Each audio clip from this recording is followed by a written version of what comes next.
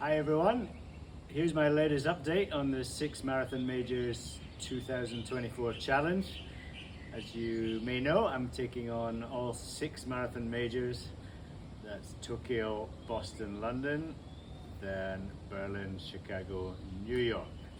So only 15 people in the world have done all 6 in a year, so I'm hoping to be number 16. I will be number 16, and I'm hoping to run quite fast for all 6. Let's see. So it's 4 weeks until Tokyo. It's getting close now, getting exciting. I've been training really hard. January has been a good month for training. I've been increasing my mileage a lot. I've been getting good quality long runs in, and I've been doing a lot of strength work as well. So it's been a solid month. Work has been busy for me, but I managed to squeeze it in. It's really tiring, but hey, we're getting there. So I'm feeling quite good. Most of the emphasis for me has been on my long runs. I think in the past I've been a bit inconsistent with those, so really been working hard on those, putting in some solid, sort of anything from 2.5 hours up to 3 hours, maximum 3:15. It's not much fun, but it's got to be done.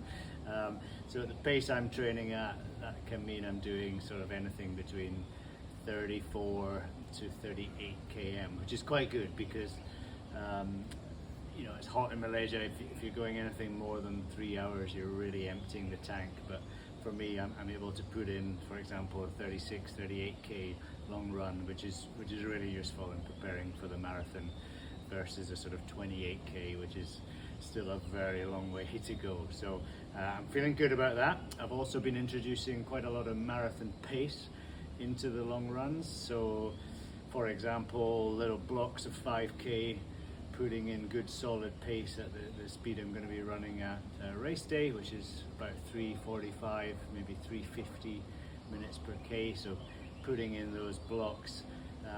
Today, for example, I did a less volume. I did a 30k, so 10, 10, 10. I did an easy first 10, then I did a pretty fast 10k in the middle, and then an easy 10k but with a really fast finish. So that kind of stuff's been good. And I think I did one really good acceleration long run where I was just picking up pace the whole way through. So I've been trying to finish strong.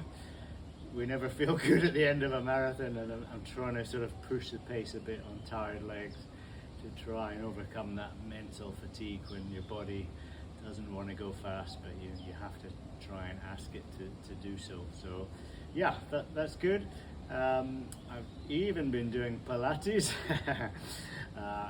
I think I'm the worst. Well, I'm the worst. I asked the teacher, am I the worst student you've ever had? And she said yes.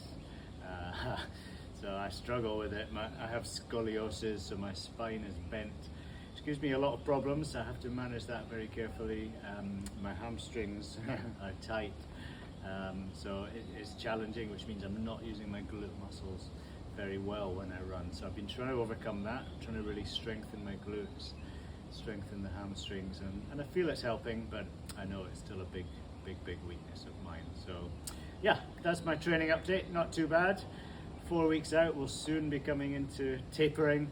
Kind of looking forward to that, but I know tapering is always difficult. You always feel, have I done enough? Should I be resting? Anyway, we'll talk about that maybe on the next update.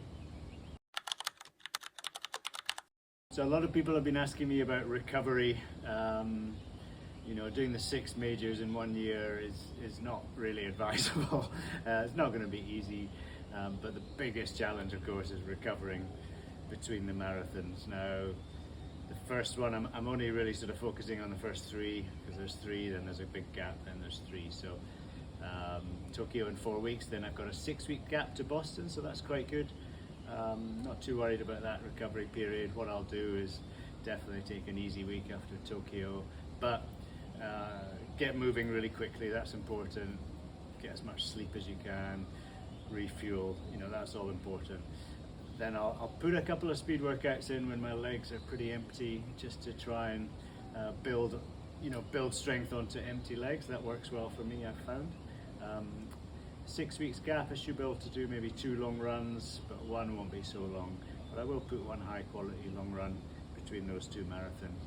Otherwise, really just maintaining a hope, and probably extra strength work.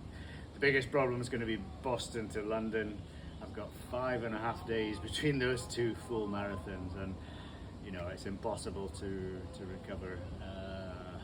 So that's going to be challenging. I have to be realistic.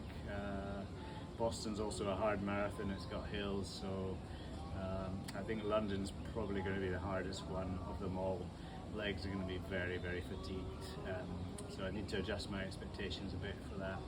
Probably pull back on the pace, at least 10 seconds a K, which will be hard because got a target in my head. But anyway, need to be sensible with that. But not really much you can do in recovery for that 5.5 days, 6 days. Just try and rest a bit, stretch out a bit, get one good run in a couple of days before London, and hopefully the legs will be okay. But yeah, we'll see. Not too easy, but thanks for all your questions about that, and I will do my best. But recovery is a big topic, and nutrition definitely plays a big part. I like to take a protein carb mix very quickly after any run, and I do that throughout my training. It really helps me, so I do recover quite well, but the residual fatigue of a marathon is always there. You cannot cheat that, no matter how fit you are. So yeah, we'll just have to see how that goes. So yeah, 4 weeks. I'll do another quick update before before Tokyo, and looking forward to it. Thanks for all your support and wishes. See you on the road.